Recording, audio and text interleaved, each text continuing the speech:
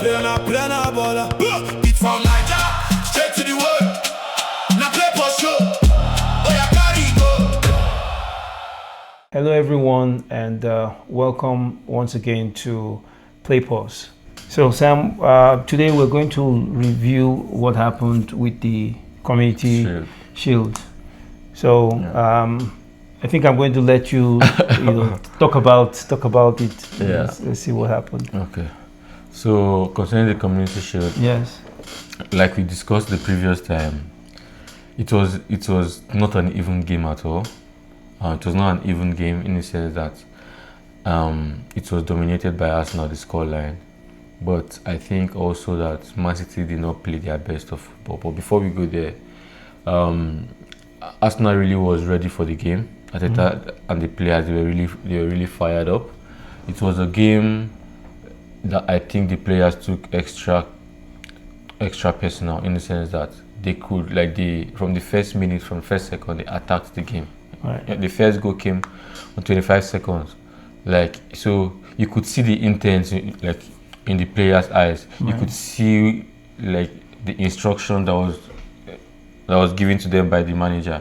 So it was a very beautiful goal. We all know what Calafori can do. Everybody used to say that he's a misprofiled player, that he's not meant to be playing left back because he's playing left back. The next minute I see him at the right wing. The next minute I see him at the left wing. So it was a beautiful pass also by MLS. But starting from the formation, I suspected that Nkapie should start, but Calafori's form in the preseason also helped him. And Raya is something else. When the game was 2-0, he kept us in the game. There was a Semenyo's effort that he cleared, and there was also, I think, Haaland also. So those are the little things that gave Arsenal the advantage in this game. So it was a game, like I told you, that the possession was going to be dominated by Man City. Yeah. Arsenal let them have the ball. They had the ball, but it was not in a dangerous place, like at the middle of the park. So it was easy for Arsenal to get back in their block, in their shape. Whenever the ball came closer to the post, it was sniffed out. Right. So you rightly said that they were going to have the possession, and of course they did have the possession. Yeah. Now during the game, I wasn't so sure of how Man City played or what they did, but I had to rewatch it again to see that there were actually some moments of magic by Raya to have kept Arsenal. I mean, they kept them with the lead. Yeah. Otherwise, it could have well become 2-2 at the point when it was 2-0. That's what you expect from a world-class goalkeeper, because I call Raya a world-class goalkeeper. He was the best goalkeeper in the league last season. So there are all these moments that you expect, like that. Those are the difference. If you look at Donnarumma, I think with the 3 goals that Arsenal scored, he would, especially the second goal, he would have done better. Those are the little moments that differentiates. Yeah. If they had someone like Raya, or if they had someone like Raya, I don't think would have considered some kind of goals had they considered. And those are just the little margins you have at this highest level. Right. So again, I keep saying that Man City, it depends on how Haaland turns up. Yeah. Right? If he turns up well, you see the best of Man City. If you're able to keep him quiet. You see the worst of Man City. I don't particularly think he was 100% quiet. The only thing that I see is that the small opportunities he had, he didn't take them. Yes. Yeah. So I also said something one time. He said, if you could block the source, yes, if you could block the ball from getting to Haaland, you've practically solved almost half of the problem. Yeah. That can come from Haaland. So I think that's what Arsenal did very well. The midfielders, the likes of MLS, Bruno G in the first half, and Odegaard attacking and defending from front. So those are the things that Arsenal did very, very well. They didn't allow Foden to have any chance of the ball. They didn't allow Semenyo to have any sniff on the ball. Even Kovacic. I was not expecting them to start Kovacic, Anderson, and Foden, because one of the problems that I think that Maresca made was not sticking to the people that played well in the preseason. Because if you watch Man City's game this preseason, they had their best moments in midfield when the likes of Nico Gonzalez and Rico Lewis started together. Right. They may have not been the best choice, but based on how they have played, this preseason, right, I felt like, especially Nico Gonzalez, I felt like he was the man to start. And Man City really have a problem with their defenders. Like I said, it was a problem last season, especially their right back. They don't have anyone to deputize Matheus Nunes. If Matheus Nunes is not playing the right back, there's nobody.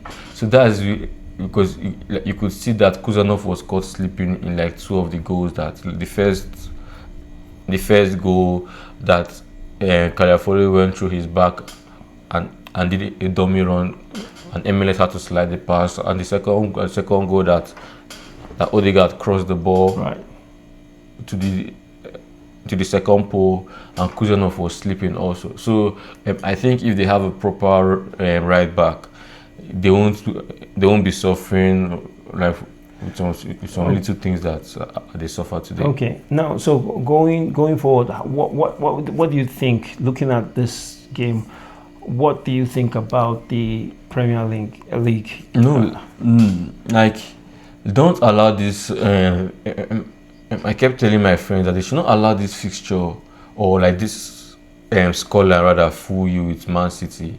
Right. Man City is still going to be up there.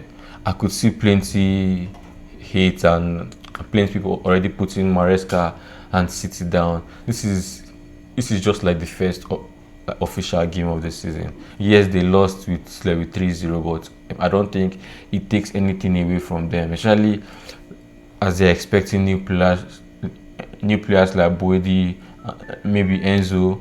I think also like all those things need to be considered, and this is just the first official game of the season. I think Man City will still bring in more signings. So let's not be fooled by the results. Yeah, it was a very good outing by Arsenal, but I also think that Man City are better, and Man City during the course of the season they will also be better. Yeah, they will definitely get better as the season goes, as they gel together. Yes, right. Together. But you guys should also watch out for Christian Solis. He had 2 assists today. It was like, I see him as a player that just ranks up with goals and assists. He might not really play well, but if you watch him closely, you know that he makes the right decisions at the final third. So it's actually a very great performance. Even from our captain, Martin Odegaard, he ran the show. He was the man of the match also. Yeah, so we all know about Odegaard. We know what he can bring in. Yeah. Now you are asking us to watch Christos Solis, and we'll see how it goes. You know, sometimes we all get this they flatter to, they just shine, and when the goal gets tougher, we now hopefully that will not be the case. So we'll see how it goes. I mean, it's something that's what's seen. Yes. It depends on how also Arteta is able to develop him. Yes. All right. Okay. It was a good performance at the end of the day from both teams. Yeah. But I really enjoy what Arsenal did. So I can't wait for the season to start on Friday. All right, so I can't wait, and I'm sure you guys too cannot wait for the season to start. I'd like to hear your thought. We'd like to, hear what you guys feel about the game. Was it up to your expectation? A lot of people said that in our last video. A lot of people said that they expect Arsenal to win, but I'm not sure anyone said they were going to win by 3-0. Yes, exactly. So, all right.